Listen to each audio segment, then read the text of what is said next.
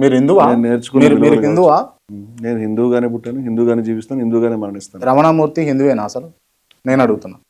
రమణమూర్తి హిందూగా పుట్టాడు, హిందూగా జీవిస్తున్నాడు, హిందూ మతంలోని విలువల గురించి పోరాడుతున్నాడు, హిందూగా ప్రాణం ఇచ్చేదాకా తుది శ్వాస దాకా ఉంటాడు.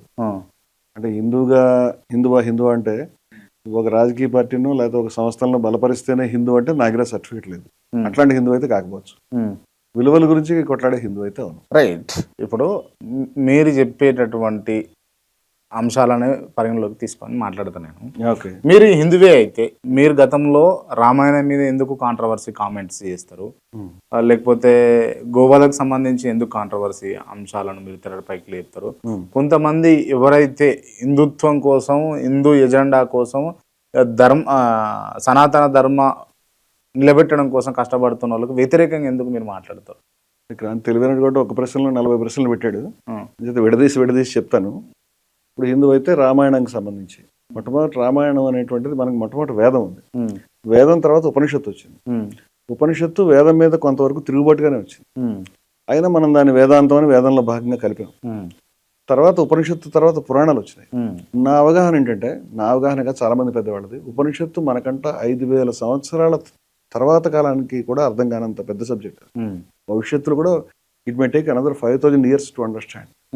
స్వామి వివేకానందుడు ఏం చెప్పాడంటే, అది religion of future enlightened humanity అన్నాడు. అంటే మనకి భవిష్యత్తులో మనుషులు బాగా తెలివితేటలు వచ్చి గొప్ప ఎన్లైటన్ అయితే వాళ్ళకి మతం ఉంటుందా?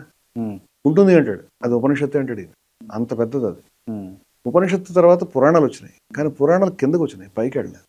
అంటే వేదము, ఉపనిషత్తులు, ఆ తర్వాత పురాణాలు. మనకు తెలిసిందంతా పురాణాలు, హిందూ మతం. ఈ పురాణాల ఇతిహాసాల్లోకి వచ్చేసరికి ఈ రామాయణం అవి వస్తాయి.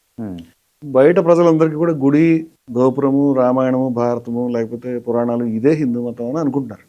కానీ ఈ రోజుకి మన హిందూ మతం ఒక ఏకోన్ముఖమైన మతం కాదు. ఈ మతంలో అనేక ఆర్గ్యుమెంట్స్, అనేక స్కూల్స్, అనేక శిబిరాలు, సంప్రదాయాలు ఉన్నాయి. అంచేత మేము Hindus for plurality and equality, బహుళత్వం, సమానత్వం అని పెట్టుకున్నాం. ఈ విభిన్నమైన స్కూల్స్ లో చాలా స్కూల్స్ అసలు పురాణ హిందూ మతాన్ని అంగీకరించు, పురాణ హిందూ మతాన్ని ఒప్పుకో. వాళ్ళకి రాముడు కాదు అసలు పురాణాన్ని ఒప్పుకో. స్వామి దయానంద సరస్వతి ఉన్నారు, ఆర్య సమాజ స్థాపకులు. నేను 25 ఏళ్ల క్రితం కేసు రాసి మొత్తం మా ఆఫీస్ మీద రైడ్ అయింది, చాలా ఇబ్బందులు పడ్డాను. వారు ఏమన్నారంటే, కేసు దీని మీద పెట్టలేదు, కేసు మహమ్మద్ ప్రవక్త మీద పెట్టారు. మహమ్మద్ ప్రవక్త నేను యేసుక్రీస్తుని, రమణమూర్తిని నిందించడానికి కేసు పెట్టారు. కానీ వాస్తవంగా ఆయన రాముడు గురించి చెప్పింది ఏమిటంటే, రాముడు, కృష్ణుడు మహా అయితే గొప్ప రాజులై ఉంటారు, దేవుళ్ళు ఎందుకు అవుతారు? దేవుడికి అవతారాలు మనిషిలాగా తయారవలసిన అవసరం ఏంటి? నాన్ సెన్స్ అని చెప్పాడు. రాముడు దేవుడు అని ఒప్పుకుంటారా, ఒప్పుకోరా మీరు? మళ్ళీ మనం మొదటి సబ్జెక్ట్కి వచ్చాము. నేను హిందూ మతంలో అజ్ఞేయవాదిని, అద్వైత సంప్రదాయాన్ని గౌరవించే వ్యక్తిని, అజ్ఞేయ అద్వైతిని చెప్తున్నాను. నేను చాలా చోట్ల చెప్తున్నాను. అజ్ఞేయ మతం అంటే, అది అజ్ఞేయవాదం అంటే ఆస్తికత్వము కాదు, నాస్తికత్వం కాదు. ఆస్తి అంటే సృష్టికర్త ఒకళ్ళు ఉన్నారు, మనకు సంబంధం లేకుండా. నాస్తికుడు అంటే లేడు. ఈ రెండుకి కూడా ఆధారాలు లేవు. మనకి తెలియదు అని చెప్పేది అజ్ఞేయవాదం.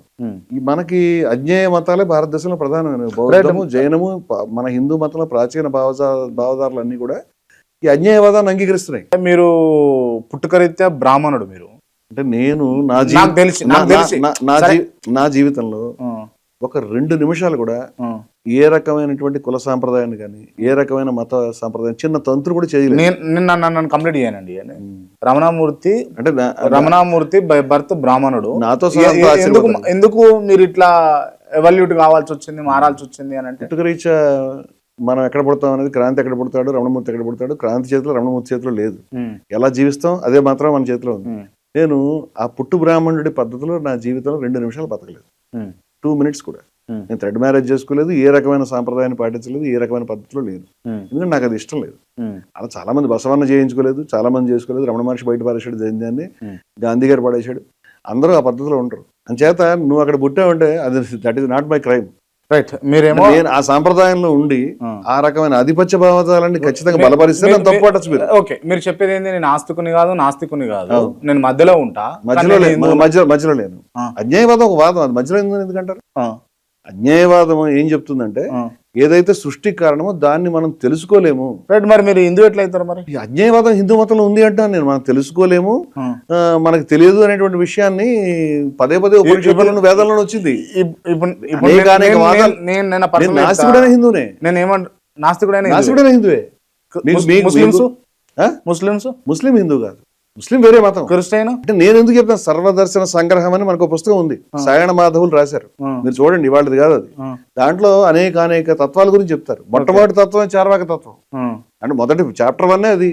అంచేత హిందూ మతంలో నాస్తికులు కానీ, హేతువాదులు కానీ, నా వంటి అజ్ఞేయవాదులు కానీ, అద్వైతులు కానీ, ద్వైతులు కానీ, విశిష్టాద్వైతులు కానీ, ద్వైతాద్వైతులు కానీ, ఎన్ని రకాల అందరూ కూడా హిందూ మతంలో ఉన్నాం. ఇప్పుడు నాస్తికులు ఆస్తికులు అంతా హిందూ మతంలో ఉన్నారు. అయితే ఒక నాస్తికుడు నేను హిందువుని కాదని ప్రకటించుకున్నాను అనుకోండి, అది ఆయన ఇష్టం.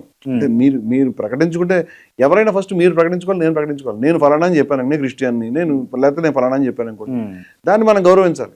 ఇప్పుడు గిరిజనులు హిందువులు అని ఎవరైనా అడిగారు అనుకోండి, గిరిజనుడు నేను హిందువుని అంటే ఓకే, నువ్వు హిందువు నేను చెప్పుకోపోయినా నువ్వు ఏం చెప్పినా మాత్రం నువ్వు మా దృష్టిలో హిందువు అని నేనైతే అన్నాను.